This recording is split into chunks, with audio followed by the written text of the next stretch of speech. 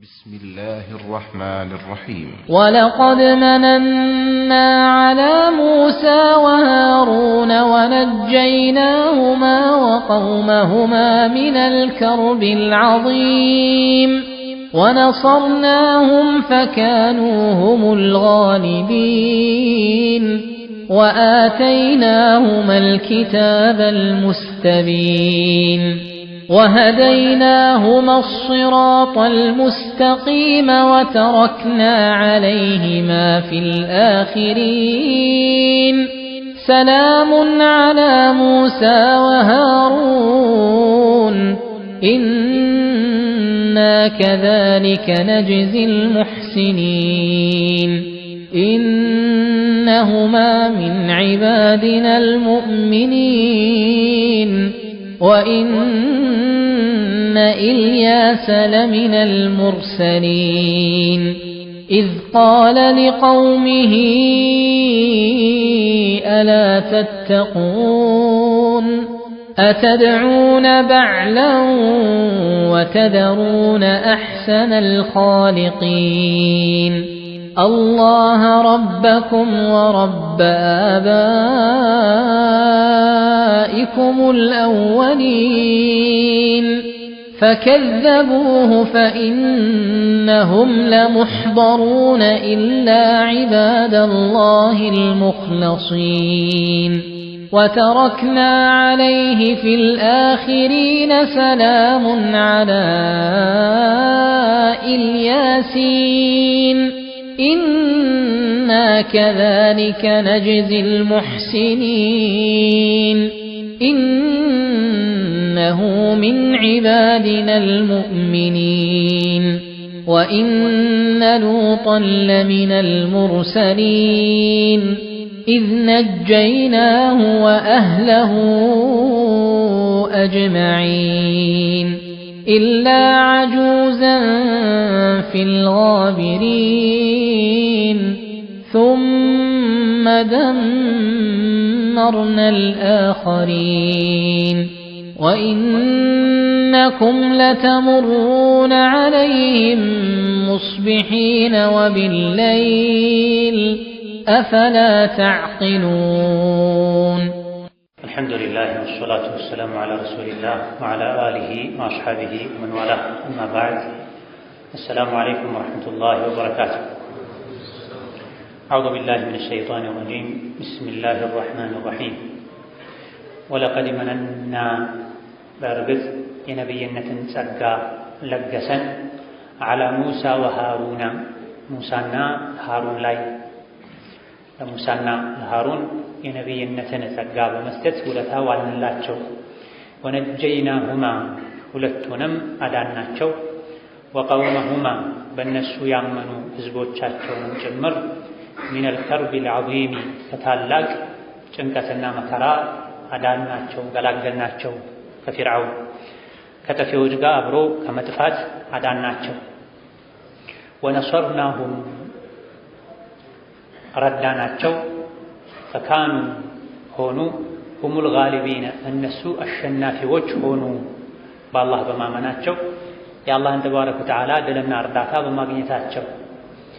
ወአተይናሁማ ለሃሩንና ለሙሳ ሰጠናቸው አልኪታብ አልሙስተቢና የተብራራና ሁሉን ነገር የሚያብራራ የሆነን መጽሐፍ ተውራትን ሰጠናቸው። ወሀደይናሁማ ሃሩንና ሙሳን መራናቸው አስሲራጥ አልሙስተቂማ ቀጥ ያለና የተስተካከለውን ጎዳና ኢስላምን መራናቸው፣ ወደ ኢስላም መራናቸው። ወተረክና ዐለይሂማ ሙሳና ሃሩን ላይ አስቀረን ፊል አኺሪና ከኋላ የሚመጡ ህዝቦች ዘንድ መልካም ዝናን አስቀረንላቸው፣ ተውንላቸው።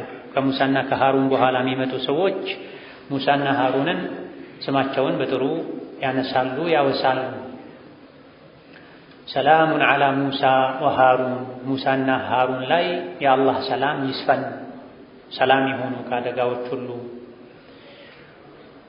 ኢና ከዛሊከ እኛ ልክ እንደዚህ ነጅዚል ሙሕሲኒን ስራና እምነታቸውን የሚያሳምሩ ሰዎችን እንመነዳለን ሙሳና ሃሩንን እንደመነዳናቸው ሁሉ። ኢነሁማ ሙሳና ሃሩን ሚን ዒባዲና አልሙእሚኒና ከአማኝ ባሮቻችን የሚቆጠሩ ናቸው። በአላህ ትክክለኛን ኢማን ካመኑ አላህን ከሚታዘዙ ባሮቻችን ነቢያቶች የሚመደቡ ናቸው። ወኢነ ኢልያስ ለሚነል ሙርሰሊና አላህ ተባረከ ወተዓላ ከላካቸው መልእክተኞች መካከል አንዱ ነው። ኢዝ ቃለ አስታውስ ባለ ጊዜ ሊቀውሚሂ ለተላከላቸው ህዝቦች አላ ተተቁን አላህን አትፈሩም እንዴ? አላህን ፈርታችሁ ሽርክን አትተዉም? አላህ የላከላችሁን መልእክተኛ አትታዘዙም እንዴ? አተድዑነ ባዕል የሚባለውን ጣዖት ታመልካላችሁን? ወተደሩነ ትተዋላችሁን? አሕሰነል ኻሊቂን ቅርጽ ከሚያስይዙ ከሚስሉ ሰዓሊዎች ሁሉ የበለጠ የፈጠረውን ፍጥረት ሁሉ አሳማሪ የሆነውን አላህን አሕሰነል ኻሊቂንን ትታችሁ ባዕልን በሰው እጅ የተሰራ ከወርቅ የተሰራ ሰነምን ጣዖትን ታመልካላችሁ እንዴ?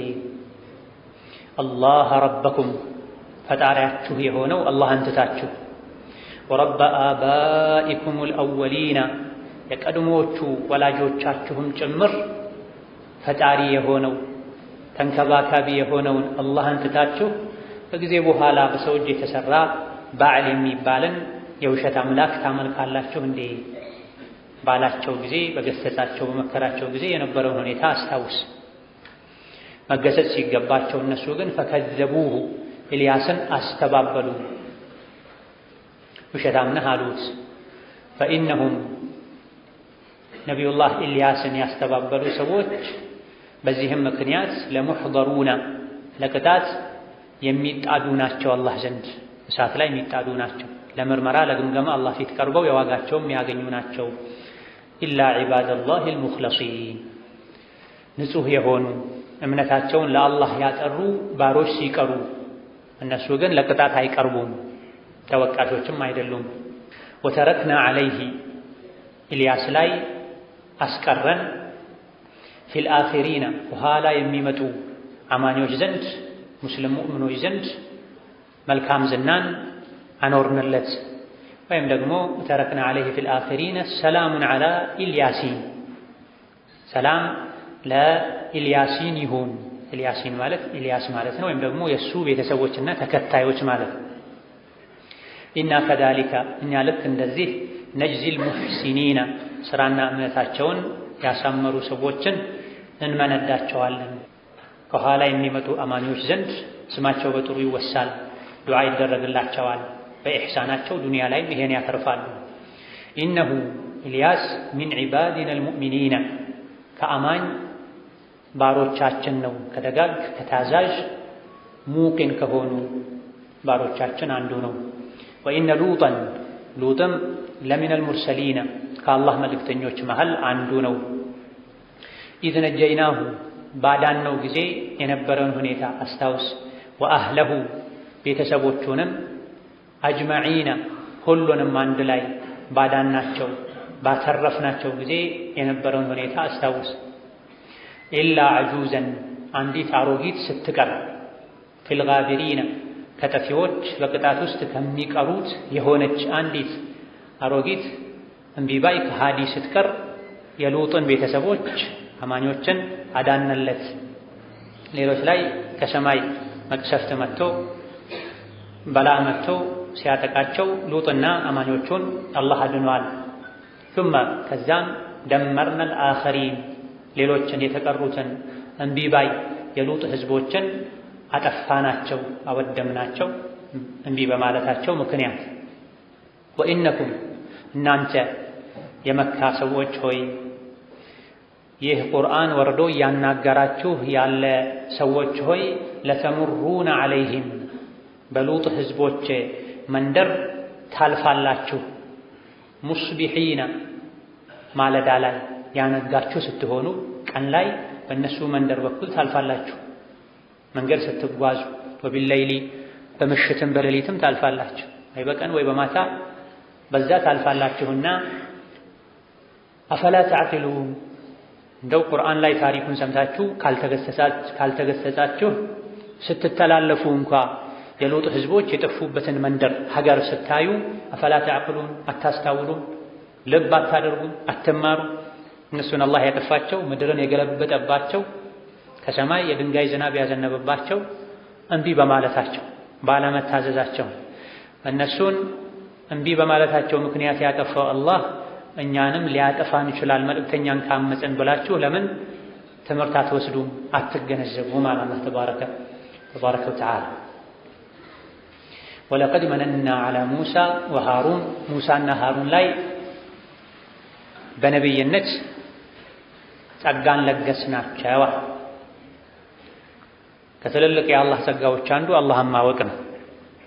አላህን ከማወቅ አልፎ ደግሞ የሰው ልጆችን ከአላህ ጋር ማስተዋወቅ የመጨረሻው ጸጋ ነው።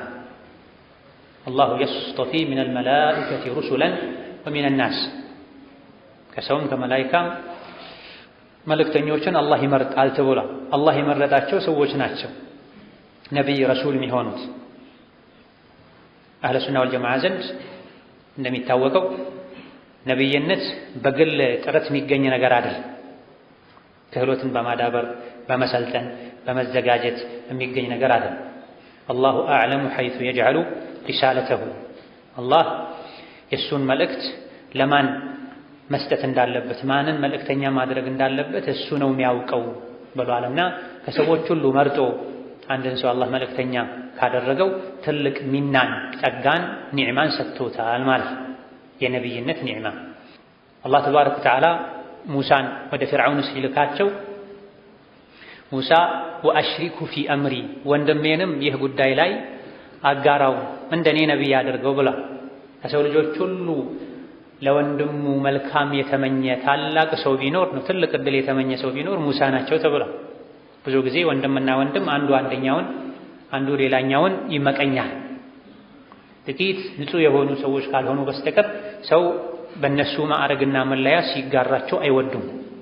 በሀብትም ይሁን በሙያም ይሁን በተለያዩ የእውቀት ዘርፎች ላይ የሚሆን ሰዎች ልባቸው ንጹህ ካልሆነ በስተቀር ከነሱ ጋር የሚፎካከር ከነሱ ጋር የሚመሳሰል ሰው እንዲኖር አይፈልጉም። ይሄ የሰው ልጅ ተፈጥሮ ነው፣ የእንስሳትም ጭምር። ነገር ግን ኢማን ሲጠነክር ሲሟላ ይሄ ባህሪ የጠፋ ሄዶ እኛ ጋር ያለ መልካም ነገር ሁሉ ሰዎች ጋር ቢኖር ይመኛል። ኢማም ሻፊዒ ታላቁ ኢማም ዓለም እንደው እኔ ማውቀውን ሁሉ ሰዎች አውቀው እኔ ከሰዎች የተለየ ምንም ደረጃና ትሩፋት ባይኖረኝ ብዬ ተመኘሁ ብላ እውቀትን መደበቅ ሰዎች እንዳያውቁ መጓጓት አብሮ የሚማር ጓደኛ አብሮ የሚኖር የሚሰራ ሰው እኛ ያገኘነውን ደረጃ እንዳያገኙ መመኘት በምቀኝነት በሽታ የመጠቃት ምልክት ነው።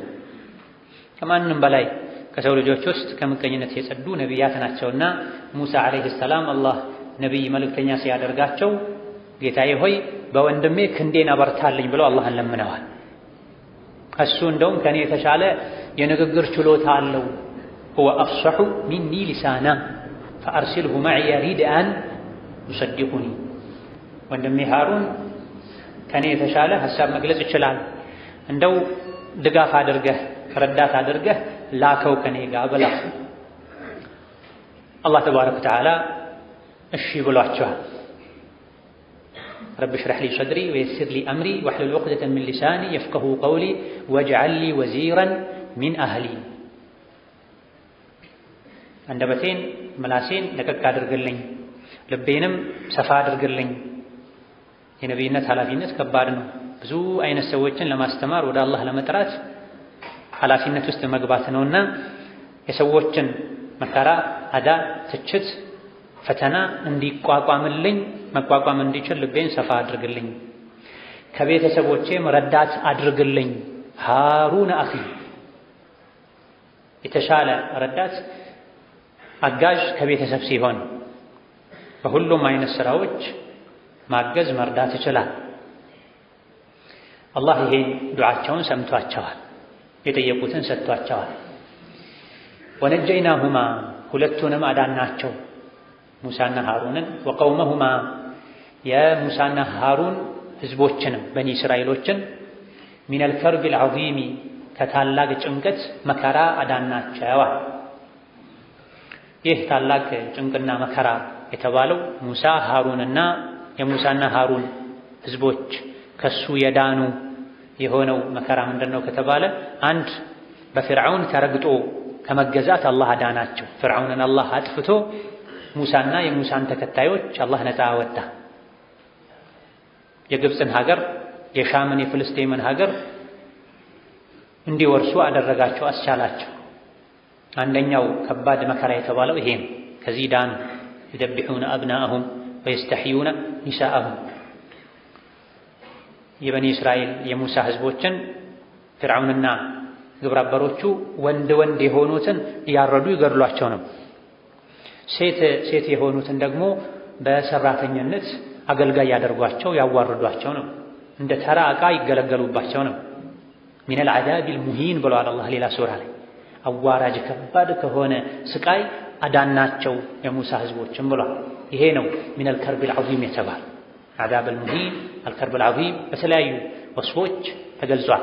ይሄ የአላህ ጸጋ ነው፣ በሰው አቅም አይቻልም። የሙሳ ህዝቦችን የእስራኤል ልጆችን ዝርያዎችን ይገዛ የነበረው ይቆጣጠር የነበረው አገልጋዩ አድርጎ ይኖር የነበረው ፊርዓውን ከኔ በላይ ማንም የለም፣ ማንም እነሱን ሊያድን አይችልም፣ አነ ረቡኩሙል አዕላ ሲል የነበረ ሰው ከአላህ ውጪ እነሱን መገላገል የሚችል አልነበረም። አላህ ግን ገላገላቸው ደካሞች ከመሆናቸው።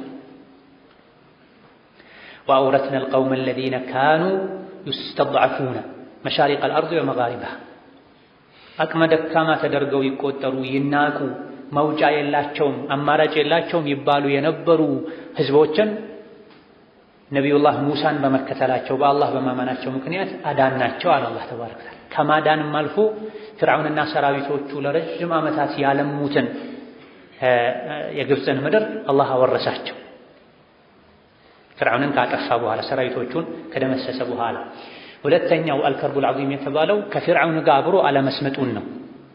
አልገረቅ ተብሎም ተፈስሯል። ከትልቅ ከከባድ ጭንቅ አዳናቸው ማለት ፊርዓውንና ሰራዊቶቹ ሙሳን ለማጥፋት ሲወጡ ለሙሳና ተከታዮቻቸው አላህ ባህሩን በረሃ የብስ አድርጎላቸው ከተሻገሩ በኋላ ፊርዓውንና ሰራዊቶቹም ለሁሌም የብስ የተደረገ መስሏቸው ባህሩ ደረቅ መሬት የተደረገ መስሏቸው ሲገቡበት ባህሩ ወደ ነበረበት ተመልሶ ፊርዓውንና ሰራዊቶቹ እንዳለ ባህር ውስጥ ሰምጠዋል።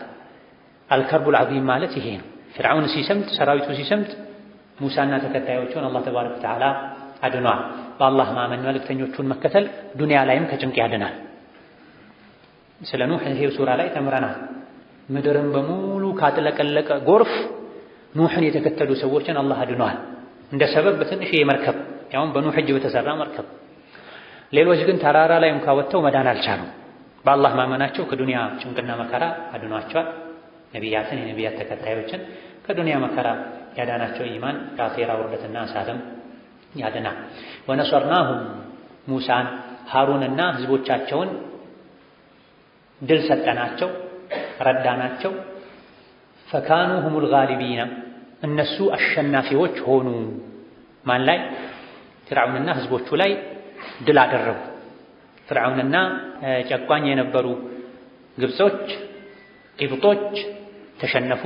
ደካማ የነበሩ በእነሱ እይታ ደካማ የነበሩ እንደ ባሪያ እንደ ዕቃ ሲገዙ እንደ እንስሳት ሲያገለግሉ የነበሩ በኒ እስራኤሎች የሙሳ ተከታዮች አሸናፊዎች ሆኑ። በአላህ ፈቃድ እንዲያሸንፉ ኃይል እንዲያገኙ ያደረጋቸው በአላህ ማመናቸው ነው፣ መልእክተኛን መከተላቸው ነው። ለዚህም ነው ቀጥሎ ምን አለ? ወአተይናሁማ ለሙሳና ሃሩን ሰጠናቸው አልኪታበል ሙስተቢና ሁሉን ነገር የሚያብራራ ራሱ የተብራራ ግልጽ የሆነ ለሰው ልጆች የሚያስፈልጉ ለሰው ልጆች ህይወት የሚያስፈልጉ ህግጋትንም አብራርቶ የያዘ ቃላቶቹ ግልጽ የሆኑ አሳማኝ የሆኑ ህግጋትን፣ ድንጋጌዎችን፣ ወንጀሎችን፣ የወንጀል ቅጣቶችን የሚያብራሩ አንቀጾችን የያዘ ግልጽ ሁሉን ነገር ግልጽ የሚያደርግን መጽሐፍ ሰጠናቸው። የሰው ልጆች እውቀት ሲኖራቸው በእውቀት ሲመሩ ህግን አክብረው ሲኖሩ የበላይ መሆን ይችላል። ስሜታቸውን ሲከተሉ ነው የሰው ልጆች እርስ በርስ እየተባሉ ለጠላት በር የሚከፍቱት። አልኪታቡል ሙስተቢን የተባለው በዚህ አንቀጽ ተውራት ነው፣ ለሙሳ የተሰጠው ተውራት። ነገር ግን ከመሻሩና የሰው እጅ ገብቶበት ከመቀያየሩ በፊት ነው። ቁርአን ከመጣ በኋላ ተሽሯል። በኢንጂል ዒሳ ላይ በወረደው መጽሐፍ ደግሞ ተሻሽሏል። ወሊኡሒለ ለኩም ባዕድ አለዚ ሑሪመ ዐለይኩም፣ በተውራት ሕግ እናንተ ላይ እርም ተደርጎ የነበረን አንዳንድ ነገር ሐላል ላደርግላችሁ፣ ከኔ በኋላ የሚመጣ ነቢይም እንዳለ ላበስራችሁ ነው የመጣሁት ብለዋል ዒሳ ዓለይሂ ሰላም። መጨረሻ ላይ ደግሞ ከኢንጂል በኋላ ቁርአን ሲመጣ ሁሉም መጽሐፎች ተሰርዘዋል። ወአንዘልና ኢለይከል ኪታበ ቢልሐቅ ሙሰዲቀን ሊማ በይነ የደይህ ሚነል ኪታቢ ወሙሀይሚነን ዐለይህ ፈሕኩም በይነ ናሲ ቢማ አንዘለላህ ፈሕኩም በይነሁም ቢልሐቅ። ወደ አንተ መጽሐፍን አወረደን ከአሁን ቀደም የወረዱ መጽሐፍት ውስጥ የነበረውን እውነት ሁሉ የሚያረጋግጥ ሆኖ ከአሁን ቀደም የወረዱ መጽሐፍት ላይ ፈራጅ ሆኖ እነሱን የሚሽር ሆኖ ቁርአንን ወደ አንተ አወረደን። አላህ ባወረደልህ ቁርአን ፍረድ፣ የእነሱን ስሜት አትከተል ብሏቸው መጽሐፍት ውስጥ ስሜታቸውን ስላካተቱ ነው። ስለዚህ አላህ ተውራትን አልኪታበል ሙስተቢን ሁሉን ነገር የሚያብራራ መጽሐፍ ብሎታልና እኛ አይሁዶች እና እኛ ክርስቲያኖች መጽሐፍ ቅዱስን ነው የምንከተለው፣ አዲስ ኪዳንን ብሉይ ኪዳንን ነው የምንከተለው ማለት አይችሉም። ምክንያቱም ተውራትን ኢንጂልን ያወረደው ጌታ አላህ ከተውራትና ኢንጂል ከኦሪትና ከወንጌል በኋላ ቁርአንን አውርዶ በቁርአን እነዚያ መጽሐፎችን ሽሮ ይህን መጽሐፍ ተከተሉ፣ በዚህ ህግ ተመሩ ብሏል። ቁርአን ተውራትን ኢንጂልን ያደንቃል፣ ውስጣቸው ላይ ላለው መልእክት ይመሰክራል። ነገር ግን ከጊዜ በኋላ የሰው እጅ እንደገባበት ቁርአንን ተሕሪፍ ተውራትን ኢንጂልን ተሕሪፍ እንዳደረጉት እንደጨመሩ እንደቀነሱ ነግሮናል። መልእክተኞች ላይ ዒሳ ላይ ሙሳ ላይ ሲወርዱ ተውራትም ኢንጂልም ትክክለኛ መጽሐፍ ናቸው። ከጊዜ በኋላ ግን ይዘታቸው መልእክታቸው ስለተቀየረ በነቢይ ያመነ በሙሉ ቁርአንን መከተል ግዴታው ነው። በተውራትና በኢንጂል የሚያምኑ በሙሉ በቁርአን ማመን ግዴታው። በሙሳና በዒሳ የሚያምን በሙሉ ትክክለኛ አማኝ ከሆነ በነቢይ ሙሐመድ ማመን ግዴታው። በተውራት አምናለሁ በኢንጂል አምናለሁ ግን በቁርአን አላምንም ያለ ሰው በተውራትም በኢንጂልም እንዳላመነ ነው የሚቆጠረው። ወሀደይናሁማ ሃሩንና ሙሳን መራናቸው አሲራጠል ሙስተቂም ቀጥ ያለውን ወደ አላህ ውዴታ የሚያደርሰውን ጎዳና ኢስላምን መራናቸው፣ ወደ ኢስላም መራናቸው። በቃልም በተግባርም የኢስላምን ጎዳና የተከተሉ የተገበሩ ሰዎች ነበሩ። ሁሉም ነቢያት የተመሩ ናቸው፣ የተቃኑ ናቸው። ሁሉም ነቢያት ቃላቸውም ተግባራቸውም አቋማቸውም እምነታቸውም አንድ ነው። ነቢያት የሰው ልጆች ቁንጮ ናቸው። ያዝ ለቀቅ አያደርጉም፣ አይቀላቅሉም። በሁሉ ነገር አርአያ ናቸውና ስለዚህ ሁሉም ነቢያት የተመሩ ናቸው። ለዚህም ነው የብዙ ነቢያትን ታሪክ ሱረቱል አንዓም ላይ አላህ ከዘረዘረ በኋላ ኡላኢከ አለዚነ ሀደላህ ፈቢሁዳሁም ኢቅተዲህ ያለ እነዚህ አላህ የመራቸው መልእክተኞች ናቸው፣ የእነሱን ፈለግ ተከተል አላቸው ነቢዩን ዓለይሂ ሰላቱ ወሰላም። የመራቸው አላህ፣ ያቃናቸው አላህ፣ ሙሉ ያደረጋቸው አላህ፣ እነሱን ተከተል። የነቢ ሙሐመድ ዓለይሂ ሰላቱ ወሰላም ተከታዮችንም ነቢዩን እንዲከተሉ ኢብራሂምን እንዲከተሉ አዟል። ነቢ ሙሐመድን ዓለይሂ ሰላቱ ወሰላም ያለፉ ነቢያት እንዲከተሉ አዟቸዋል።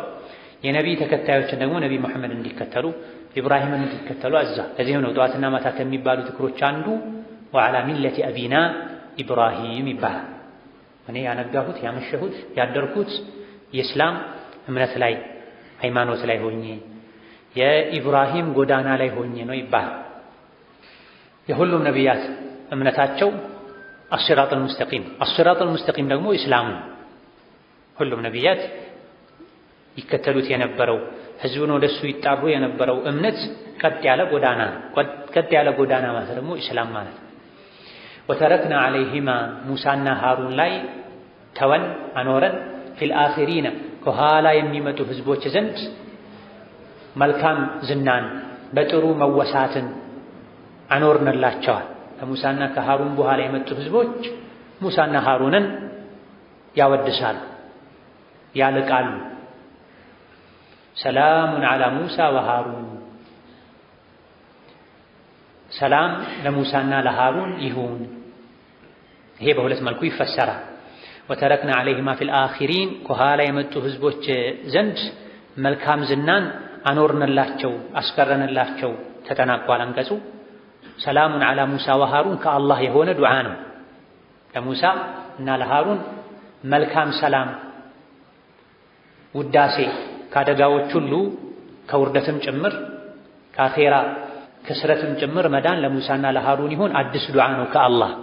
አይ አይደለም ወተረክና ዐለይሂማ ፊል አኺሪን ሰላሙን ዐላ ሙሳ ተፍሲር ነው። ሁለተኛው አንቀጽ ለፊተኛው ተብሏል።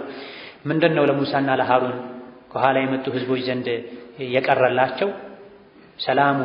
ሰላም ይስፈን ዐላ ሙሳ ወሃሩን ሙሳና ሃሩን ላይ የሚል ዱዓ ከኋላ የመጡ ህዝቦች ሁሉ እንዲያደርጉላቸው አደረግኩ አለ አላህ ተባረከ ወተዓላ። ሁለቱም ያስኬዳል።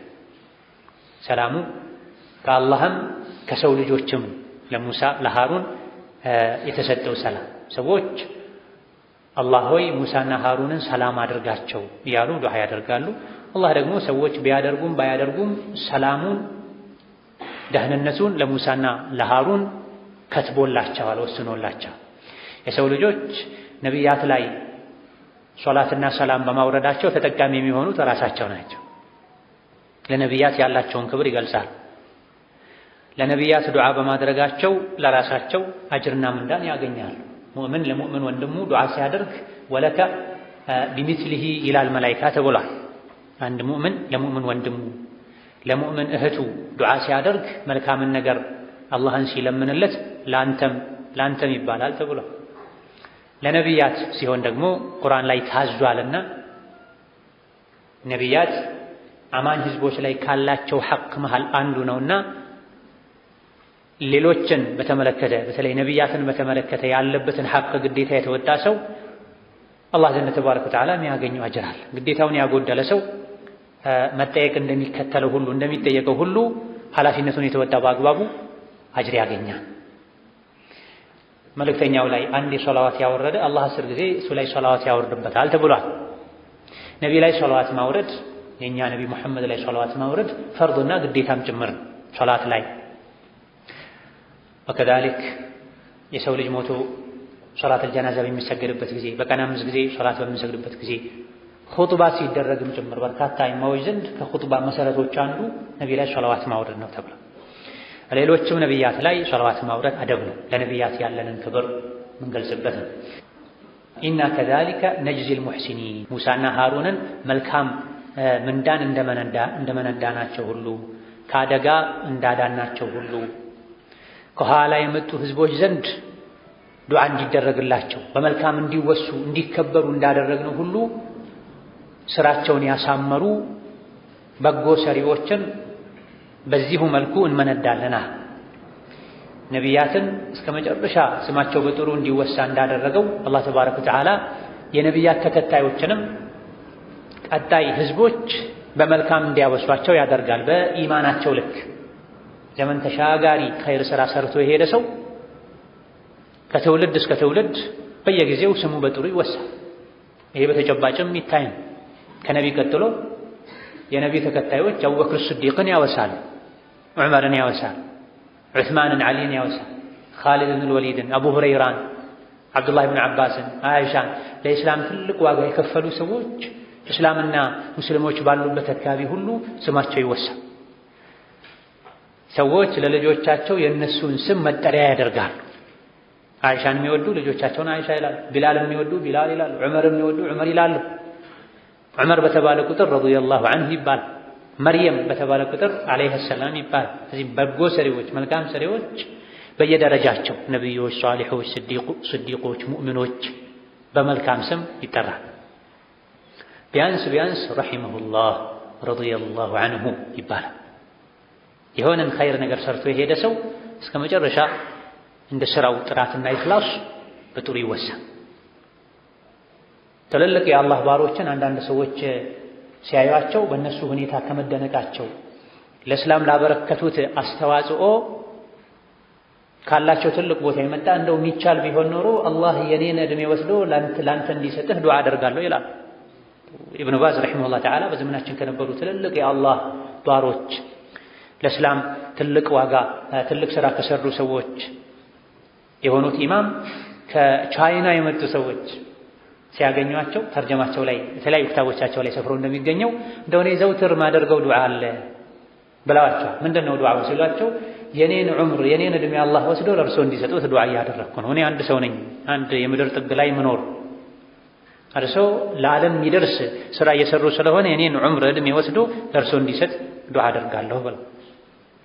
ሌሎችም አሉ በዚህ መልኩ የሚባል እንደው ከፈቀድከልኝ ይሄን የነቢይን ሐዲስ የምትናገርበትን ምላስህን አውጣልኝና ልሳመው ያሉም ተገኝቷል። እንደነ አቡ ዳውድን ትርሚዚን አይነት አይማዎችን ያዩ ሰዎች ሰላሙን ዐላ ሙሳ ወሃሩነ ኢና ከዛሊከ ነጅዚል ሙሕሲኒን ኢነሁማ ሃሩንና ሙሳ ሚን ዒባዲና አልሙእሚኒን በአላህ ትክክለኛ ኢማን ካመኑ አላህ ተባረከ ወተዓላ በደነገገው ድንጋጌ መሰረት ሕይወታቸውን ከመሩ ወደ አላህ ድንጋጌ ወደ አላህ ሸሪዓ ኢስላም ሰዎችን ይጠሩ ከነበሩ ደጋግ የአላህ ባሮች የሚመደቡ ናቸው።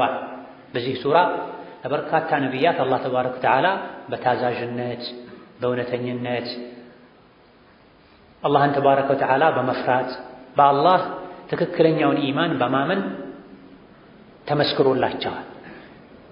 ነቢያት ደግሞ ይዘውት የመጡትን መልእክት በትክክል ተቀብለው ለተገበሩ የሰው ልጆች መስካሪዎች ይሆናሉ። ነቢያት አላህ መስክሮላቸዋል። በነቢያት ላመኑ ሰዎች ደግሞ አላህ የመሰከረላቸው ነቢያት ይመሰክራሉ። ወኢነ ኢልያስ ለሚነል ሙርሰሊን ከአላህ ዘንድ ከተላኩ መልእክተኞች መሃል አንዱ ነው። በነቢይነት በረሱልነት አላህ ካላቃቸው ከፍ ካደረጋቸው ሰዎች መሃል አንዱ ነው። ኢልያስ ወደ በኒ እስራኤሎች ከሙሳ በኋላ ከነበሩ ወደ በኒ እስራኤሎች ከተላኩ ነቢዮች መሃል አንዱ ነው። የተወሰኑ ሊቃውንት ኢልያስ ማለት ኢድሪስ ነው ብለዋል። ነቢዩላህ ኢድሪስ ማለት ነው ኢልያስ፣ ሌላኛው ስማቸው ነው ብለዋል። ለዚህም ነው አብዱላህ ኢብኑ መስዑድ ቁርአን በአንድ ከመጻፉ በፊት እሳቸው ዘንድ በነበረው ቁርአን ራሳቸው በጻፉት ቁርአን መሰረት ይሄን አንቀጽ ሲቀሩ ወኢነ ኢድሪስ ለሚነል ሙርሰሊን ያሉ ነበር የሚቀሩት። ኢድሪስ ማለት ኢልያስ ነው ይሉ ነበር። ኢክሪማም እንደዚህ አይነት አቋም አላቸው ከታቢዒዎች ውስጥ ኢልያስ ማለት ኢድሪስ ነው አሉ። ሌሎች ደግሞ አብዛኞቹ ኢልያስ ራሱን የቻለ ነቢይ ነው ወደ በኒ እስራኤሎች የተላከ አልፎ ሁሉ ሙሐመድ ኢብኑ ኢስሐቅ የሚባሉት ታላቁ የሲራ ኢማም ኢልያስ የሃሩን ዝርያ ነው ብለዋል። የነቢዩላህ ሃሩን የሙሳ ወንድም ዝርያ ልጅ ነው። አልፎ ሁሉ ኢብኑ አኺ ሃሩና የሃሩንና የሙሳ የሌላኛው ወንድማቸው ልጅ ነው። የሆነ ሆኖ ከሙሳ በኋላ ወደ በኒ እስራኤሎች ከተላኩ በርካታ ነቢያት መሃል አንድ ነቢይ ናቸው ኢልያስ ዓለይሂ ሰላም። የተላኩት ወዴት ነው? ወደ ሊባኖስ አካባቢ ባዕለ በክ የሚባል መንደር የተላኩ ናቸው። ባዕለ በክ በሚል ስያሜ አሁንም የሚታወቅ ከተማ ወደዚያ የተላኩ ናቸው። የተላኩላቸው ህዝቦች ባዕል የሚባለን ጣዖት ያመልኩ ነበር። ከወርቅ የተሰራ ሰነምን ሐውልት ነገርን ይገዙ ነበር። ኢልያስ ዓለይሂ ሰላም እነዚህ ሰዎችን ወደ አላህ ጠሯቸው፣ ከሽርክ ከለከሏቸው። መጀመሪያ ጊዜ ላይ የሀገሩ ንጉሥ መሪ አምኖ ኢልያስን ተከትሎ ነበር። ከጊዜ በኋላ ግን ቀልባቸው ደርቆ የሀገሩን ንጉሥ ጨምሮ ሰዎች ወደ ኋላ ወደ ኩፍር ተመለሱ። ኢልያስ ዓለይሂ ሰላም ዱዓ አደረጉባቸው። ከኢብኑ ዓባስ እንደተዘገበው ለ3 ዓመታት ገደማ ዝናብ የሚባል ነገር አጡና በድርቅ ተጠቁ። ወደ ኢልያስ በመሄድ ይሄን ድርቅ ጌታ እንዲያነሳልን ዝናብ እንዲያዘንብልን ጠይቀው፣ ዝናብ ከዘነበልን በአንተም በላከህ ጌታም እናምናለን አሉ። ኢልያስ ዓለይሂ ሰላም እሺ ብለው ዱዓ አደረጉ። ነገር ግን አላመኑም፣ ባሰባቸው፣ ደረቁ። እንደገና መልሰው ዱዓ አደረጉባቸው። ከዚህ መንደር አውጣኝ፣ ከእንደዚህ አይነት ደረቅ ህዝቦችም ገላግለኝ ብለው ኢልያስ ዱዓ አደረጉ ይባላል። ኢላ አኺሪ ማ ይዝከሩ ፊ አልእስራኢልያት ወላሁ አዕለም ቢሲሐቲሂ። ኢዝ ቃለ ሊቀውሚሂ ኢልያስ ባለ ጊዜ ነቢዩላህ ኢልያስ ባሉ ጊዜ የነበረውን አስታውስ። ወገኖቼ ሆይ አላ ተተቁነ አላህን አትፈሩም እንዴ? ያዛችሁን በመታዘዝ የከለከላችሁን በመከልከል። አላህ ካዛችሁ ነገር ሁሉ ትልቁ ተውሂድ ነው። ከከለከላችሁ ነገር ሁሉ ትልቁ ሽርክ ነው። ሽርክን አትርቁም፣ ወንጀልን አትርቁም። አላህን አትታዘዙም እንዴ? አተድዑነ ባዕላ ባዕል የሚባለውን ጣዖት እንዴት ትገዛላችሁ ታመልካላችሁ? ወተደሩነ አሕሰነል ኻሊቂን ቅርጽ አውጪ ሰዓሊ ከሆኑት ሁሉ ይበልጥ የፈጠረውን ፍጡር አሳምሮ የፈጠረው አላህን ትታችሁ እንዴት ፍጡራንን ታመልካላችሁ? ከድንጋይ ተጠርቦ ከጭቃ ተጠፍጥፎ ከወርቅ ተቀርጾ የተሰራን ለእናንተ ያማራችሁ ወላጆቻችሁ ባላዋቂነት ያስያዟችሁን ያመለካችሁ ወተደሩነ አሕሰነል ኻሊቂን አተድዑነ ባዕላ ባዕል የምትሉትን ከወርቅ የሰራችሁትን ጣዖት ያመለካችሁ አሕሰነል ኻሊቂንን የፈጠራቸውን ፍጥረታት ሁሉ አብዝቶ ያሳመረውን አላህን እንዴት ትተዋላችሁ አላቸው። ከሸሪዓ ከነቢያት መላክ ዓላማ ከሸሪዓ ሕግጋት ዓላማ አንዱ የሰው ልጆችን ፍጡራንን ከማምለክ አውጥቶ ብቸኛ ኃያል አላህን እንዲያመልኩ ማድረግ ነው። አላህን ከማምለክ ወጥቶ ሌላን የሚያመልክ ሁሉ ስህተት ላይ ነው ያለው። ከፊሎች የሚያመልኩት እንጨት ነው። ከፊሎች የሚያመልኩት ድንጋይ ነው። ከፊሎች የሚያመልኩት ራሳቸው በእጃቸው ቀርጸው አሳምረው የሰሩትን ባዕል የሚባለው አምላካቸው ከወርቅ የተሰራ ነው። ባዕል ማለት ከኢብኑ ዓባስ ከሌሎችም እንደተነገረው በየመኖች ቋንቋ ረብ ማለት ነው፣ አምላክ ማለት ነው። እነሱ ከወርቅ ሰርተው በራሳቸው እጅ አሳምረው ሰርተው ባዕልን እያመለኩ ነው። ባዕል በሰው የተሰራ ነው፣ በሰው እጅ የተሰራ ነው። መልኩ፣ ቅርጹ፣ ገጽታው ሊያምራችሁ ይችላል። ሁሉን ነገር አሳምሮ የሰራውን አላህን ማምለክ ትታችሁ ሰማይ ምድርን የፈጠረው አላህን ማምለክ ትታችሁ እንዴት ባዕልን ታመልካላችሁ አላቸው።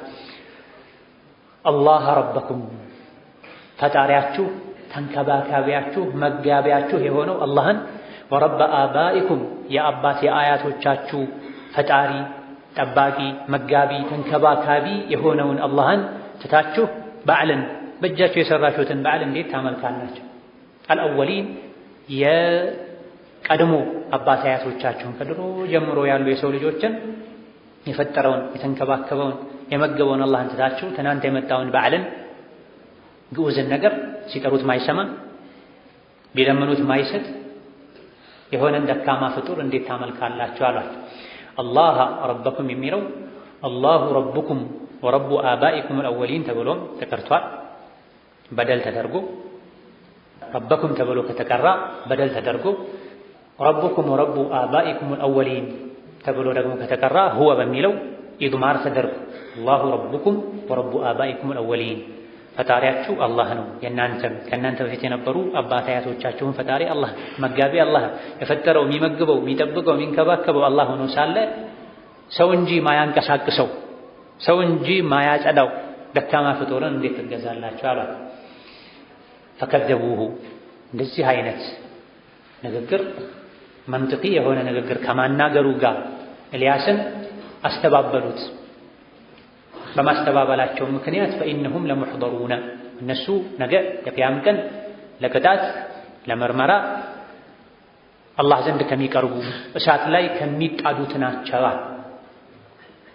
ኢላ ዒባደላሂ አልሙኽለሲን እምነታቸውን ጥርት ያደረጉ ከአላህ ዘንድ የተመረጡ ከኩፍር ከሽርክ ከእምቢባይነት ከወንጀል የጠሩ የአላህ ባሮች ሲቀሯ እስቲትናኡ ሙንቀጢዕ ነው።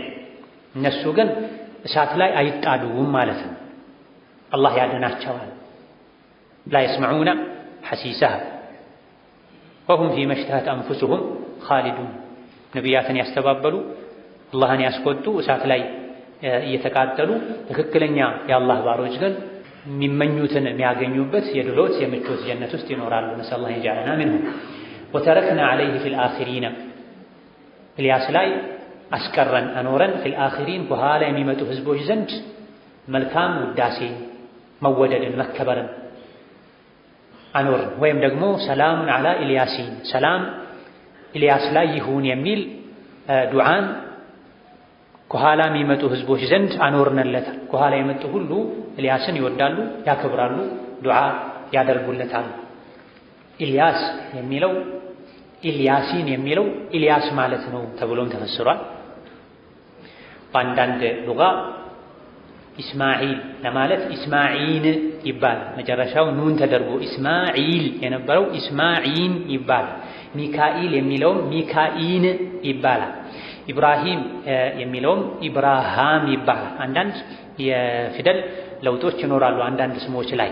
ጡሩ ሰይና የሚባለው ጡሩ ሲኒን ይባላል። ቦታው አንድ ነው። አንዳንዴ ጡር ሰይና ይባላል፣ አንዳንዴ ጡር ሲኒን ይባላል። እዚህም ጋር ኢልያስም ኢልያሲንም አንድ ነዋ። ወይም ደግሞ ኢል ከገባበት አል እንደማለት ነውና አል ኢልያስ ለማለት ነው። የኢልያስ ተከታዮች ላይ የአላህ ሰላም ይስፈን ለማለት ነው። የኢልያስ ቤተሰቦች ላይ የአላህ ሰላም ይስፈን ለማለት ነዋ። ሁለቱ ትክክል ነው፣ ሁለቱም ያስኬዳል። ኢልያሲን ማለት ኢልያስ እንደማለት ነው። አንዳንዴ ፊደል ተጨምሮ ነው ኢብራሂም ኢብራሃም እንደሚባለው።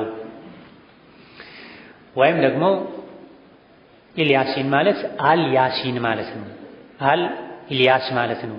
አል ኢልያስ ማለት ነው። በጣም ደካማ የሚባለው ቀውል ሰላሙን አላ ኢልያሲን ማለት አል ያሲን ማለት ነው። ያሲን ማለት ደግሞ ነቢ ማለት ናቸው። የነቢ ቤተሰቦች ላይ ሰላም ይስፈናል። የነቢን ቤተሰብ እዚህ ምን አገባው? ከፊት አልተጠቀሰም። እንደ አገባቡ ላይ ምን አመጣው እዚህ ለማለት ነው እንጂ ሁሌም ጠዋት ማታ በሁሉም አማኞች ዘንድ ነቢ ላይ ሰላዋት ማውረድ የተለመደ የተወደደ የተፈቀደ ነው። ግን እዚህ አንቀጽ ላይ አገባቡ ላይ ሲያቁ ሊሓቁ ሲባቁ ላይ ስለ ነቢ ሙሐመድ የተነገረ ነገር ስለሌለ ያሲን የሚለው ስያሜም የነቢ ስም አይደለም። عند اهل السنه والجماعه انما هو اسم للنبي عند الصوفيه فقط። ሶፊዮች ናቸው ያሙላስ የሆኑ ያሲን ጣሃ የነቢ ስምን የሚሉት እንጂ ያሲንና ጣሃ የነቢ ስም ማለት ነው። ይህን የሚያመላክት አንድም ሐዲስም የለም፣ የሱሐባ ንግግርም የለም። ጊዜ በኋላ የመጡት ናቸው ነቢን በጣም ከመውደዳቸው የመጣ ከማ يقولو ويزعمون ያሲን የነቢ ስም ነው፣ ጣሃ የነቢ ስም ነው። ስለዚህ ሰላሙን አላ ኢልያሲን ማለት አል ያሲን የነቢ ቤተሰብ ላይ ሰላም ይስፈን። እየተወራ ያለው ስለ ኢልያስ ነው። የነቢ ቤተሰብ ዜጋ ጣልቃ ማስገባቱ ማስረጃ ያስፈልገዋል። ይሄ ደከም ያለ ተፍሲር ነው። ኢና ከዛሊከ ነጅዚል ሙሕሲኒን እኛ ልክ እንደዚህ በጎ ሰሪዎችን ስራና እምነታቸውን የሚያሳምሩትን እንመነዳቸዋለን። ከሞቱ በኋላም በጥሩ ይወሳሉ፣ ዱዓ ይደረግላቸዋል። ከዚህ ስራውን ያሳመረ እምነቱን ያሳመረ ቢሞትም አይሞትም ማለት ቢሞትም አይሞትም፣ መልካም ስራው ይጎርፍለታል። ኢነሁ ሚን ዒባዲና አልሙእሚኒን ኢልያስ ዓለይሂ ሰላም ከእውነተኛ አማኞች የሚመደብ ነው። ወኢነ ሉጠን ሉጥ ለሚነል ሙርሰሊን አላህ ተባረከ ወተዓላ ከላካቸው መልእክተኞች መሃል አንዱ ነው። ኢዝ ነጀይናሁ ባዳነው ጊዜ የነበረውን ሁኔታ አስታውስ። ወአህለሁ ቤተሰቦቹንም አጅመዒነ ሙሉ በሙሉ ሌሎች ከሃዲ ህዝቦች ላይ አላህ ተባረከ ወተዓላ ከሰማይ በላውን ሲያዘንብባቸው በጅብሪል ክንፍ በሉጥ ዘመን ኖረው መልእክት ደርሷቸው እምቢ ያሉ ህዝቦችን በመልአኩ ጅብሪል ክንፍ ጫፍ ላይ እስከ 7ኛው ሰማይ አውጥቶ መልሶ ገልብጦ ጥሎ ላያቸው ላይ የድንጋይ ዝናብ ሲያዘንብባቸው ነጀይናሁ ወአህለሁ አጅመዒን ሉጥና የሉጥ ቤተሰቦች አዳናቸው። ይሄ የአላህ ተባረከ ወተዓላ የተለመደ ስራ ነው። አማኞችን በልዩ ሁኔታ ያደናል፣ እምቢ ባዮችን በተለያየ መልኩ ያጠፋቸዋል። እንዴት እንደጠፉ ደግሞ ከኋላ የሚመጡ ሰዎች እንዲማሩበት ይነግራል። ታሪኩ ይሸጋገራል። ኢላ ዐጁዘን አንዲት አሮጊት ስትቀር ፊል ጋቢሪና ቅጣት ውስጥ ከሚቀሩት ሆና ሌሎችን ሁሉ አዳና። አሮጊት ማለት እዚህ የተፈለገበት የሉጥ ባለቤት ለማለት ነው። ቅጣቱ እሷን አካቷታል። የሉጥ ቤተሰብ ከመሆኗ ጋር እንደ ኢማን እንደ ዲን ቤተሰብነት በስጋ አይደለም፣ በመጋባት በመዋለድ አይደለም። ቤተሰብነት፣ ወዳጅነት፣ መደጋገፍ፣ መዋደድ፣ መቀራረብ በኢማን። ኢነሁ ለይሰ ሚን አህሊካ ኑህ ዓለይሂ ሰላም ባለፉት አንቀጾች ላይ ስለ ኑህ ስንናገር እንዳነሳ ነው ጎርፉ ሲመጣ ማዕበሉ ሲነሳ ኑህ አለይሂ ሰላም መርከቢቱ ውስጥ ገብተው ድነዋል። የኑህ ልጅ ግን አልገባም አለ። ናግባ ልጄ ሆይ ዛሬ የምድንበት መንገድ የለም እኛ ጋር ካልገባህ በስተቀር ሲሉት ሰአዊ ኢላ ጀበሊን ያዕሲሙኒ ሚነል ማእ ከውሃ የሚያድነኝ ትልቅ ተራራ ፈልጌ እዛ ላይ እወጣለሁ። አይ ዛሬ በአላህ ያላመነ የትም ቢሄድ አይደንማ። በዚህ መሃል ጎርፉ በሁለቱ መሃል ግርዶ ሆኖ ለያያቸው። ልጃቸውን ማግኘት ስላልቻሉ ወደ አላህ ተባረከ ወተዓላ ጮኹ። ኑህ ጌታዬ ሆይ ቤተሰብህን አድንልሃለሁ ብለኸኛል። ኢነሁ ሚን አህሊ ልጄ ደግሞ ከቤተሰቦቼ አንዱ ነው፣ ቃልህ የት አለ አሉ።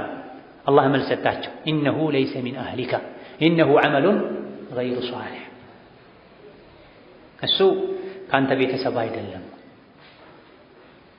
እሱ ስራው መጥፎ ስራ ነው፣ ወይም ደግሞ እሱ የመዳኛ ጊዜው አልፏል፣ የአገልግሎት ጊዜው ያበቃ ሰው ነው አሉ። የአገልግሎት ጊዜው ያበቃ ነው። ኩፍር ተቆጣጥሮት አበላሽቶት ቢድንም ማይጠቅም መርከብ ውስጥ ቢገባም ማይጠቅም የተበላሸ ነው። ሰዎች ዕቃ ሲጭኑ የተበላሸና ያልተበላሸን መርጠው ይጥላሉ። የሚጠቅም ቢጫን የሚጠቅምን ይጭናሉ፣ ቢጫን ማይጠቅምን ደግሞ ይጥላሉ። ያንተ ልጅ እንደዛ ነው፣ የአገልግሎት ዘመኑ አብቅቷል አሉ ሸይኹና ሼኽ አልባሲጢ ረሒመሁላህ ወገፈረ ለሁ ወአስከነሁ ፈሲሐ አልጂናን። ኤክስፓየርዴቱ አልቋል ማለት ነው። ይሄን አንቀጽ ሲፈጽም የአገልግሎት ጊዜው ያበቃ ምግብም ይሁን ሌላ አይጫንም፣ ቦታ እንዳይዝ ሸክም እንዳይሆን። ያንተ ልጅ እሱ መሄድ ያለበት መጫን ያለበት ወደ እሳት ነው እንጂ ካሁን በኋላ የሰው ዘርን ወደ ከሚያስቀጥሉ ሰዎች ጋር መጫን አይችልም። እሱ ዐመሉን ገይሩ ሷሊሕ። ስለዚህ እኔ ቤተሰብ የምለው መወደው ማከብረው መሳሳለት ሙእምን የሆነ ወንድሜ ነው፣ እህቴ ናት። ሙስሊም ከሙስሊም ጋር ከምንም በላይ አስቀድሞ ትስስሩን መስፈርት ለትስስር ለመዋደድ ለመቀራረብ መስፈርት የሚያደርገው ኢማን ነው። በአላህ ያመነ በመልእክተኞች ያመነ በሙሉ ለሌላኛው ሙእምን ወንድሙ ነው፣ ቤተሰቡ። የአያቱን ስም እንኳን አላውቀው የአባቱን ስም እንኳን አላውቀው በቀን 5 ጊዜ መስጂድ የማየው አላህን የሚፈራ ነቢይን የሚከተልን ሰው ይሄ ቤተሰቤ ነው ብል ያስኬዳል ማለት ከእሱ ጋር ቤተሰብ ነን። በምን በኢማን በተቅዋ በዲን። አባቱ እናቱ አያቱ የዘር ሐረጉ ሙሉ አንድ የሆነ እንኳ ቢሆን ዲን ከሌለው በአላህ ካላመነ ይሄ ቤተሰብ አይደለም ቢል ያስኬዳል ማለት ኢነሁ ለይሰ ሚን አህሊክ። ወከዛሊክ የነቢይን ሰሓቦችን ታሪክን በምናይበት ጊዜ አንዳንድ ያልሰለሙ ሙሽሪኮች ተማርከው መጥተው ከሰሓቦች ውስጥ የሥጋ ወንድማቸውን ሲያዩ አኺ ሲሉ አንተ አይደለህም የኔ ወንድም አንተን ከጦር ሜዳ ላይ ነቢይን ሰሓቦችን ልትገድል በመጣህበት ይዞ ያመጣህ ሙስሊም ወንድም ነው እንጂ አንተን የማረከው ነው እንጂ የኔ ወንድም አንተ ወንድም አይደለም ይሉ ነበር።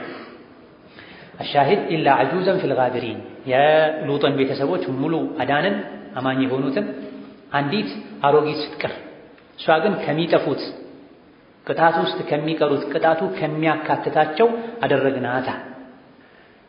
ካለማመንም አልፎ በሉጥ ነቢይነት በአላህ ብቸኝነት ካለማመንም አልፎ ከሃዲ ህዝቦችን የብልግና ሥራ የሚሰሩ ሰዎችን ወደ ሉጥ የመጡ እንግዶች ሲኖሩ ትጠቁም ነበር። በሉጥ ዘመን የነበረው ትልቅ በሽታ ከሽርክ ቀጥሎ ግብረ ሰዶማዊነት ነበር። የሉጥ ባለቤት ይሄን ነጃሳ ሥራ ቆሻሻ ሥራ የሚሰሩ ሰዎችን ታግዝ ነበር። ወደ ሉጥ እንግዶች ሰዎች ከመጡ ትጠቁም ነበር። አዲስ ሰው መጥቷል ኑ ርከሱ ተነጀሱ ትላቸው ነበር። እንደዚህ አይነት የቆሸሸች ስለነበረች እሷን ግን እዛው ቅጣት ውስጥ ተውናታ። ثم دمرنا ከዛም አጠፋን አወደምን አልአኸሪና ሌሎች ያላመኑትን ማለት ሉጥና ያመኑ ቤተሰቦቹን አዳነን። የሉጥ ቤተሰብ ነኝ ብላ ግን በአካል አብራ የነበረች ውስጥ ለውስጥ ግን በስውር የካፊሮችን ሥራ ትሰራ የነበረችዋን እዛው ቅጣት ውስጥ ምትቀር አደረግናትና ሉጥና አማኞችን ካዳነን በኋላ ሌሎችን አጠፋናቸው። የተለያዩ አይነት ቅጣቶችን እንዲቀምሱ አላህ አድርጓቸዋል። ከዚህም አንዱ ወደ ሰማይ በጅብሪል ክንፍ እንዲወጡ የካዱ ህዝቦችን በሙሉ እስከነ እንስሳቶቻቸው 7 ትልልቅ ከተሞቻቸውን በአላህ ትእዛዝ ጅብሪል ወደ ሰማይ አንስቶ መልሶ ገልብጦ ፈጥፍጧቸው ከዛ በኋላ ላያቸው ላይ የድንጋይ ዝናብ ዘንቦባቸው። አሁንም የግብረ ሰዶማውያንን ስራ የሰራ ቅጣቱ ተመሳሳይ መሆን አለበት ተብሎ ከዝሙት የከፋ ነው። የግብረ ሰዶማውያን ስራ ተመሳሳይ ጾታ የተፈጥሮ ፍላጎቱን ለማርካት የሞከረ እንደሆነ ወንድ ከወንድ ሴት ከሴት ጋር ለመባለግ የሞከረ እንደሆነ ይህ ወንጀል ክፋቱ ከዝሙት ይብሳል። ዝሙት ከባድ ወንጀል ነው። ከከባይረ ዝኑብ አንዱ ነው። ምድር ላይ ሰላም እንዲጠፋ፣ ድርቅ እንዲበዛ፣ ጦርነት እንዲበዛ ከሚያደርጉ ምርት እንዲቀንስ ከሚያደርጉ ወንጀሎች አንዱ ዝሙት ነው። የሚናቅ አይደለም። ትክክለኛ የአላህ ባሮች ዝሙትን አይቀርቡም ወላ የዝኑ። ነገር ግን በዚህ ልክ ጸያፍ ቆሻሻ ፋሒሻ ከተባለው ዝሙት የከፋ ተግባር ቢኖር ወንድ ከወንድ ጋር ሴት ከሴት ጋር ለመባለግ መሞከር ነው። በምንም መልኩ የተፈጥሮ ጾታዊ ፍላጎትን በሐላል መንገድ በሸሪዓ መንገድ ኒካህ በማድረግ ወንድ ከሴት ጋር ሴት ከወንድ ጋር እንጂ ወንድ ከወንድ ጋር ሴት ከሴት ጋር እንደ እንስሳም ካማ ያደርገው። አንዳንድ የታሪክ አዋቂዎች እንደጻፉት መንገድ እየሄድኩ ሳለ የተለያዩ ዝንጀሮዎች ተሰብስበው አንዲትን ዝንጀሮ ሲወግሩ ሲደበድቡ አየን ብላ ለምንድን ነው ብዬ ስጠይቅ አካባቢ ላይ የነበረ እረኛ እንደነገረው ከሌላ ዝንጀሮ ጋር ግንኙነት ስታደርግ ተገኝቶ ነው ተብሏል። ይሄ እንደው በእንስሳት ዓለም እንኳ አይደለም ወንድ ከወንድ ጋር ሴት ከሴት ጋር ይቀርና ሐላሉ ካልሆነ ጋር ግንኙነት ማድረግ እንደው እንስሳትም ዘንድ የተወገዘ ነው። ይሄን ህግ ጥሶ ጭራሽ ተፈጥሮን ቀይሮ ወንድ ከወንድ ጋር ሴት ከሴት ጋር መባለግ መጀመሪያ ጊዜ የተዳፈሩት የሉጥ ህዝቦች ናቸው። ታዲያ ማንም ያልተቀጣውን አይነት ቅጣት አላህ ቀጥቷቸዋል። ወደ ሰማይ ያውጥቷቸው ጅብሪል ጩኸታቸውን፣ ስቃያቸውን፣ እሪታቸውን የሰማይ ነዋሪዎች መላኢኮች እስኪሰሙ ድረስ ከፍ ተደርገው ከዛ በኋላ ከሰማይ ወደ መሬት ተፈትፍተው ሰው ከፎቅ እንኳ ወድቆ ምንም አይተርፍ። ከአንደኛ ከሁለተኛ ፎቅ እንኳ ወድቆ እያንዳንዱ ሰማይ ርቀቱ 500 ዓመት ያስኬዳል ተብሏል ወደ ላይ። እያንዳንዱ ሰማይ ግዝፈቱ ደግሞ ተጨማሪ 500 ዓመት ያስኬዳል። ከዚህ ያክል ከፍታ ላይ ወደ መሬት እንዲፈተፈቱ ተደርጓል። ከዛ በኋላ ደግሞ የድንጋይ ዝናብ ዘንቦባቸው። ይሄ አሁንም በሸሪዓ ህግ መሰረት የሉጥ ህዝቦችን ቆሻሻ ተግባር የፈጸመ ሰው ቅጣቱ ይሄ ነው። ምን ይደረጋል? አካባቢው ላይ ትልቅ ተራራ ተፈልጎ የተራራው ጫፍ ላይ ተይዞ ይወጣል። ከዛ በኋላ ከተራራው አናት ላይ ወደ ታች ይለቀቃል። ከዛ በኋላ ሙእሚኖች የተራራው አናት ላይ ሆነው ላዩ ላይ ድንጋይ ያዘንቡበታል፣ በድንጋይ ይወግሩታል። ወንድም ይሁን ሴት በዚህ መልኩ እንዲቀጣ በሸሪዓ ተወሰነ። አድራጊውም የሚያደርገውም እንዲደረግበት የሚፈቅደው። አሁን ላይ ዓለም መጥፊያዋ ስለተቃረበ ማይሰማ ጉድ የለም። እንደው ጨዋ የሚባለው የሀገራችን ህዝብ ሳይቀር ይሄ ውርደት ደርሷቸው ይሄን የሚያስተዋውቁ ወደዚህ የሚጣሩ አይን ያወጣ ብልግና ውርደትን በአደባባይ የሚፈጽሙ የአላህን በላ ቁጣ የሚጣሩ ሰዎች ወደ ሀገራችንም እንደገቡ ይነገራልና ወላጆች ልጆቻቸውን እንዲጠብቁ የሉጥን ታሪክ እንዳጠቃላይ ሊናገሩ ነው። ጉዳዩ ለመያዝም ለመገነዝም ለመዘርዘርም ለማስረዳትም የሚከብድ ነው። ቆሻሻ የሆነ ጸያፍ ነገር ነው። ነገር ግን የሉጥን ታሪክ ንገራቸው ባጭር። ልጆች አሁን ላይ እንደ ድሮ አይደለም። ድሮ 18 20 ዓመት እስኪደርሱ ድረስ 15 ዓመት እስኪሞላቸው ድረስ ምንም ሸራ ያውቁ ክፋት ያውቁ፣ ይበላሉ፣ ይጠጣሉ፣ ይማራሉ፣ ይተኛሉ። ንጹህ ተፈጥሮ ላይ ነበር ያሉት። ዛሬ ግን ከ4 ከ5 ዓመት ጀምሮ ተፈጥሯቸውን እየበረዙት እየቀየሩት። ያንዳንዱ ወላጅ ለልጆቹ ሊጨነቅ ልጆቼን እንዴት ሊያዝ የዘመኑን በሽታ እንዴት ላስረዳቸው እንዲጠነቀቁ ብርድን፣ ፀሐይን፣ ረሃብን፣ አውሬን፣ ሌባን ከማስጠነቅቃቸው በላይ ተፈጥሯቸው እንዲናቸውን የሚያበላሹ ነገሮችን እንዴት አድርጌ ላስረዳቸው ላድናቸው ልንል ይገባን። ቀላሉ መንገድ አላህን መለመን ነው። ልጆቼን ጠብቅልኝ፣ ልጆቼን መጠብቅበትን መንገድ አንተ አመላክተኝ ልንል ይገባናል። በእንደዚህ አይነት አስቸጋሪ ወቅት ላይ ልጆችን ማንኛውም ትምህርት ቤት ላይ ወስዶ ማስገባት ሸይጣን ደሞዝ የሚከፍላቸው ሰዎች የሰውን ተፈጥሮ የሰውን ሃይማኖት የሰውን ጸባይ ለማበላሸት ሸይጣን ደሞዝ የሚከፍላቸው ሰዎች አሉ። ምዕራባውያን ፈንድ የሚያደርጉላቸው ሰዎች አሉ። በተለይ እንደ ኢትዮጵያ ሙስሊሙም ክርስቲያኑም የተሻለ ጨዋነት አለው የሚባልበት ሀገር ላይ ይሄን ጨዋነትን ቁጥብነትን ለማበላሸት ሆን ብለው ከነጮች ሀገር የመጡ ስራ የሚሰሩ ሰዎች ይኖራል። ልጄ ይማርልኛል ብለህ ከላከበት ትምህርት ቤት ላይ ብልግናን ተምሮ ሊመጣ ብልግናን ተምራ ልትመጣች ቤታቸው ላይ ምንም ቁጥጥር የሌለ ቴሌቪዥን ላይ ኢንተርኔት ላይ ያዩትን ነገር ትምህርት ቤት ላይ ሄደው የተናገሩ ያንተ ልጅ ፋጢማ፣ ሐፍሳ፣ አህመድ፣ መሐመድ ይሄን የሰሙ ወደ መተግበር ይሄዳል። ስለዚህ በየቀኑ ልብሳቸውን፣ ምግባቸውን ንጽህና እንደምንጠብቀው የአእምሯቸውን የዲናቸውን ንጽህና ልንጠብቅ ዲን ልናስተምራቸው አላህ የሚወደውና የሚጠላውን ልናስተምራቸው የነቢያትን ታሪክ ልናስተምራቸው ይገባል። ነስአሉላህ يحفظنا ويحفظ أعراضنا ثم دمرنا الآخرين وإنكم لتمرون عليهم እናንተ በእነሱ በኩል ታልፋላችሁ በእነሱ መንደር ታልፋላችሁ ሙስቢሒና ማለዳ ላይ ያነጋችሁ ሆናችሁ ጠዋት ላይ ቀን ላይ ወቢልለይሊ ማታም ላይ እናንተ የመካ ሰዎች ሆይ ሌሎችም የቁርአንን ታሪክ የምትሰሙ ሰዎች ሆይ የሉጥ ህዝቦች በጠፉበት መንደር በፍልስጤም አካባቢ በዮርዳኖስ አካባቢ እዛ አካባቢ ነው ያለው ተብሏል ቦታው አሁንም ድረስ ይታወቃል ልዩ ምልክቶች አሉት ከዚህ በአይናችሁ ልታዩት ትችላላችሁ አሁን ላይ ደግሞ ዘመን ባመጣው ቴሌቪዥንና መሰል ምስሎች ልታዩት ትችላላችሁ በታሪክ ልትሰሙት ትችላላችሁና አፈላ ተዕቂሉን ምነው ታዲያ አታገናዝቡም እንዴ አታስተውሉም እንዴ እነሱን ያጠፋው ጌታ አላህ ምድርን የገለበጠባቸው ጌታ አላህ እናንተንስ የእነሱን አይነት ስራ ከሰራችሁ ምድርን ሊገለብጥባችሁ እንደሚችል አታውቁም እንዴ ከቆሻሻ ከጸያፍ ተግባር ከብልግና ከሉጥ ህዝቦች ተግባር ከሌሎችም አላህን ከሚያስቆጡ ነገሮች ለምን አትርቁም በሰማችሁት በደረሳችሁ ታሪክ ለምን አትገሰጹበትም السعيد من وعظ بغيره ولم يتعظ به غيره እድለኛ ማለት ከሌሎች የተማረ ሰው ነው እድለ ቢስ ማለት ደግሞ ለሌሎች መማሪያ የሆነ ሰው ነው ተብሎ እዚህ ቁርአን እንደዚህ አይነት ታሪኮች የሚነግረን እንማርበት እንገሰጽበት ዘንድ ነውና ልንማር ይገባናል። ቢስሚላህ